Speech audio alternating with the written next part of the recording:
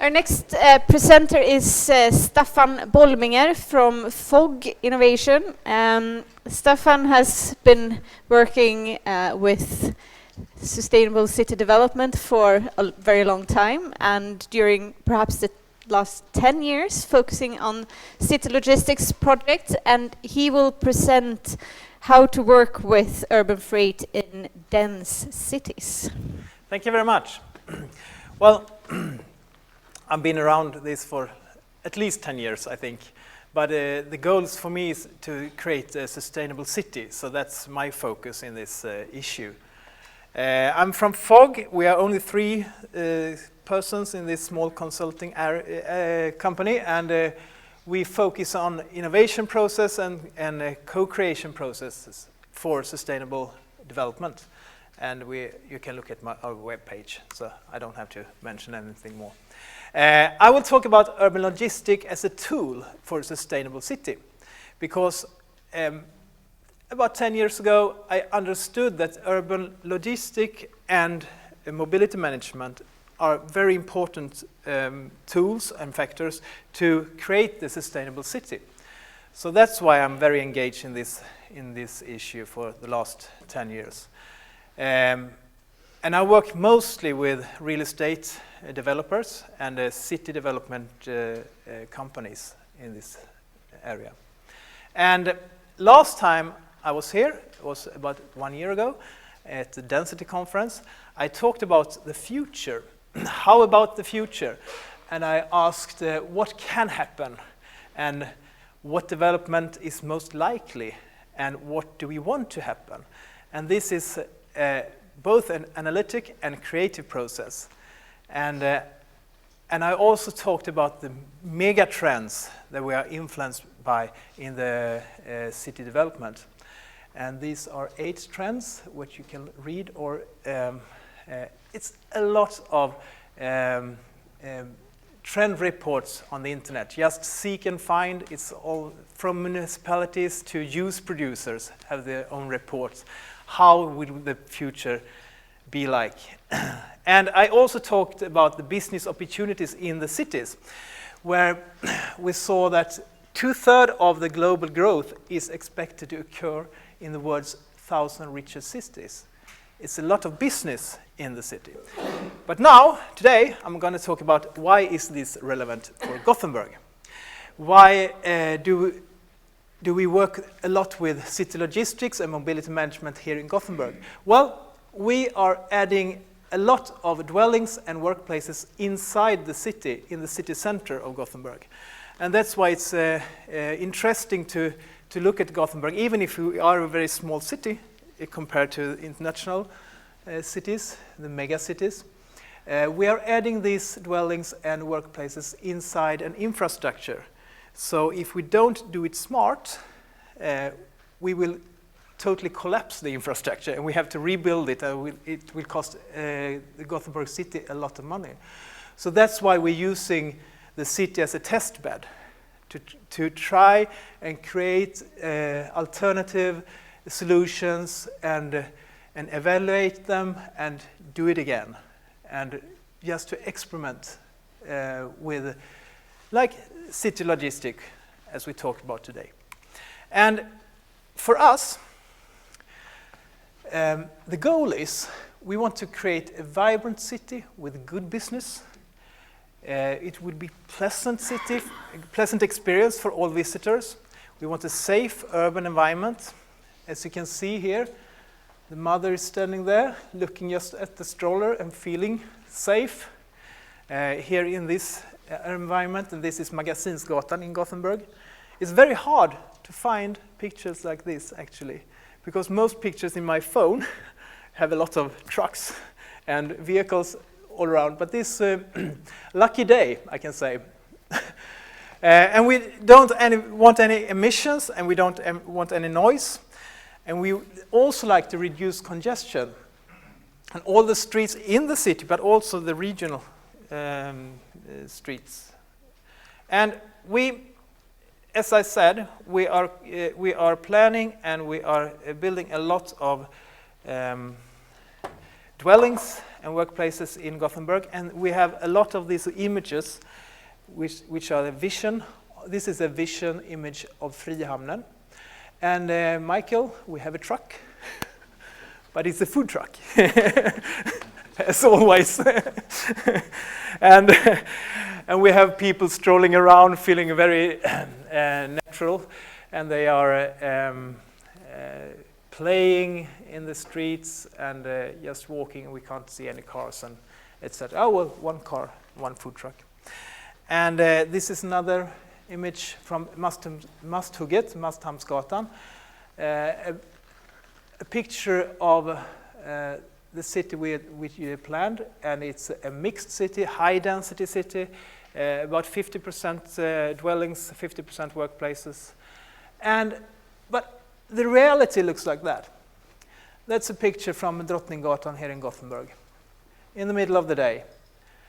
And so we have a gap here between the vision and the reality. And why is that? Well, that's because the structure is very old. When we planned our city, we lived and we transported ourselves in a different way than today. And the city was built up around this practical everyday life. And you can also see the advertises, a practical everyday life, Aga stove, a happy wife with Aga stove. And even today, the planning process is still depending on this old structure. It can be surrounding streets, and it can be pipes and things like that underground that we have to take all these issues in consideration. So even if this is an old image of the city, it inflects us even today. But the city today looks more like this. The city is a brand in a competition with other cities. And an attractive city is very important. And this is Kyrkogatan. Oh, it doesn't look that bad, does it? You can see here we have a cafe. We have some youngsters going around. Oh, we have a truck there. It's not that bad, actually. She's hiding behind the cafe over there, but it looks pretty good. But when I turn around, it looks like this. And it's the same truck and other trucks, the same streets, same time. And you can see here, we squeeze in the pedestrians here between the trucks. And this is how the streets look like in Gothenburg today. How about the future then? The World Bank looks into the future, and this is from 2012. They say, special deliveries in some neighborhoods, as many as a dozen or so different delivery vehicles can pass the same residence. Mail, FedEx, UPS, grocery store, florist, etc. Some smart business or municipality will figure a way to combine them all into one pass-by. That's very smart. And we try that. We try to solve that in Gothenburg. Gothenburg have invested a lot into the streetscape. They rebuilt the street environment. They gave permissions to cafes to grow out in the streets. They also implemented a consolidation system called Stadsleveransen. And they also implemented time regulation for heavy vehicles. Smart move. Or, what was the answer from the industry? Well, the answer was this. Many more vans occurred in our streets in Gothenburg. So the industry was smarter. We didn't communicate our goals. They were very poor in that one. But was this smart? Because a van can carry 270 normal e-packages, a van like that. But the driver only have time to deliver about 150 a day. So they travel around with a lot of fresh Gothenburg air in these vans. And is that very smart? Well, we are all experts on our own field, and we focus on optimizing our own system. And these are some figures, not black and white research figures, but gray figures from consultants like me. Like 200 trucks in an average day at Nordstan. That's a shopping mall in the central part of Gothenburg. 20% of these trucks carry 80% of all the goods. And that means 80% of the trucks carry 20% of the goods. And that's remarkable. And the margins are very small in the logistic industry. And we have a shortage of drivers. And that's a growing problem. And congestion have made us reduce the delivery stops by more than 20%. And stress due to time is growing as well by, among the drivers. And 90% of the drivers who drive around in the city wants another job. I have to find the source of that one. I heard it from PostNord, but I need to find the source of that one. But it's even if it would be 80%, it's a lot. And the industry that is so greatly affected by this, e-commerce, climate requirements, etc. I find it a little bit curious that the innovation doesn't start in the industry and it doesn't come from the major players in the industry. You can see David and Goliath, the small one there, even if it carries only like 35, 40 packages, it can change the industry. But this one is a wicked problem. And that's my main, a wicked problem is a problem that is difficult or impossible to solve. And it refers to an idea of a problem that cannot be fixed, where there is no single solution to the problem. And that's the big challenge here in city logistics. And I think these three will change the system. You have seen them, you will see them tomorrow. They will tell you more about these different solutions. The Willow City Container, I think the Willow City Container will change the way we transport goods from logistics centers outside the city to the city center. I'm not sure that this system with a van and some, what's the name of it, and a trailer behind it is the system we're going to see in the future. But the city container is one of the change maker in this field, I think.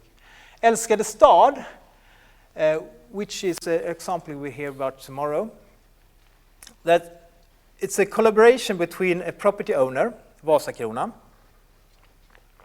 who does not want trucks outside the tenants' shops. And they collaborate with Ragn-Sells, who operate with waste and recycled materials. And Ragn-Sells also take care of Bring's packages. And the best thing about Älskade Stad is not this collaboration, it's the fact it's in Stockholm, actually, because then the politics and others find out that this can be another solution of the city logistic in cities. And we also have our own local solution, very anonymous one, but it handles 20 times more packages than Älskade Stad, and it's Stadsleveransen. And 4 vehicles like this handles about 800 to 1,000 packages a day, and that is about 30 to 50% more effective than a van. And if we look into this, I also many times get a question, but do you want to add another level? It's very expensive. The transshipment is expensive, the consolidation is more expensive, But also the last mile is expensive, ineffective, and stressful, as I said before. And last mile gives us an unsafe environment. And I have some figures here. A truck like this handles about 2,000 packages, and we go down to 1,000 packages, and then when you come to the city, it's 150 a day you can deliver with a van.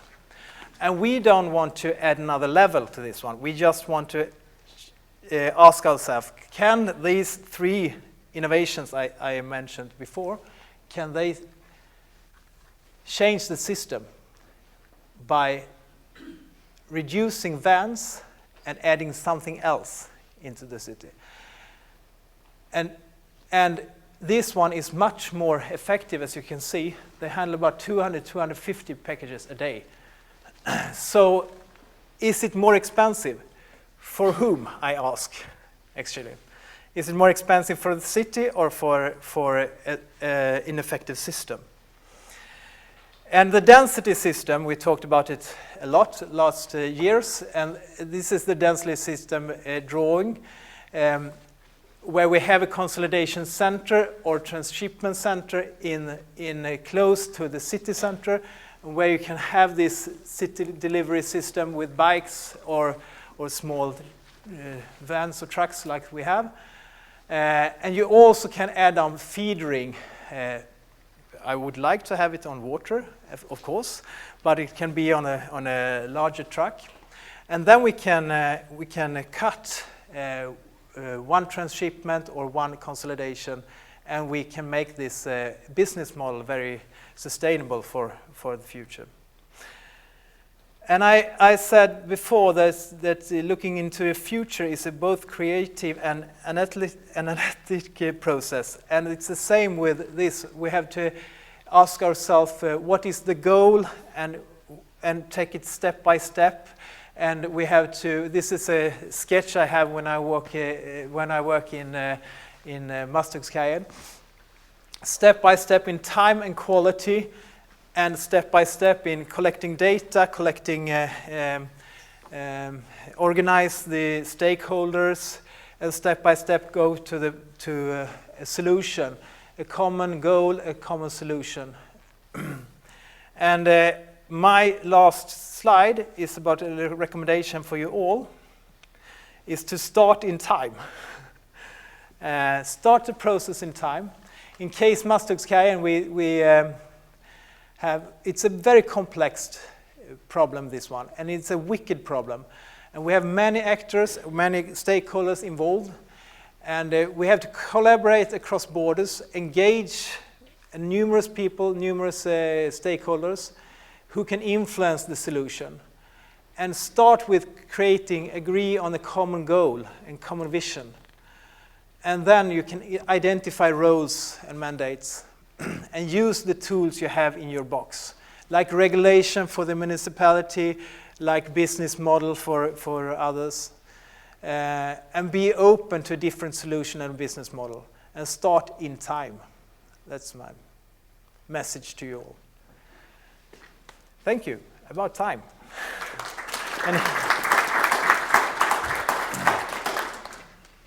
Thank you. Is there any questions for Staffan? Yes. If you will allow me again, thank you very much. I'll try to constrict myself. But it's of course very interesting to see some actual results and data from some of these new or alternative distribution systems. The Stadsleveransen has been around for quite a while, and I can see that you can compare with Elskede Stad, but that's not really the competitor, right? I mean, it's more like the other deliveries in the city. I mean, how big a share has it been able to obtain at this point of the overall delivery of freight and of parcels? I'm not sure you really distinguish between freight and parcels, but can you say anything more about how big a share of the overall distribution and in what part of the city? In the central part of the city, we have DHL and PostNord's flow with the packages, and it's about 70% of all the packages inside the city. And it reduced the traffic about 20%. So the others, they have they're traveling through the city and have maybe a couple of drops or a few drops in the city center, and then they have the other drops outside the city center. So, and the business model is that you, PostNord and DHL, pay about 15 to 20 kroners per packages for us, not me, but the system, to carry out all the packages inside Gothenburg. So it's a very effective system, but not everyone is included right now. But a very large share is included. Large? A very big portion. Yeah, it is. Yeah. It is. In the city center. Yeah, in the city center. But it's mostly businesses and no dwellings in the city center as well. That's a point. So how do you see this list of things that you think should happen and lessons? How do you think they will be implemented and used by more municipalities, more developing areas? How will that happen? Because it's not happening. Well, I have my hope on you. No, but DenCity. Thank you. But DenCity is a very good project, and I think you should work a lot with communication, because. But the main thing is you have to ask the questions and ask the system, is this the best system for me?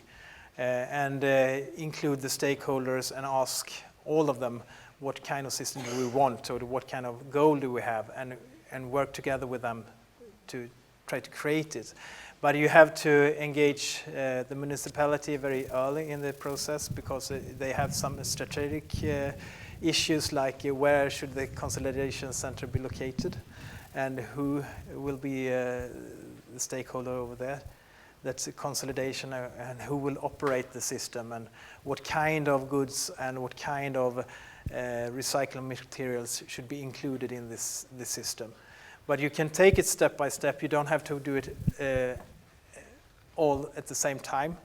But when you develop an area like in Masthuggskajen, you probably start with when you have a critical mass of dwellings.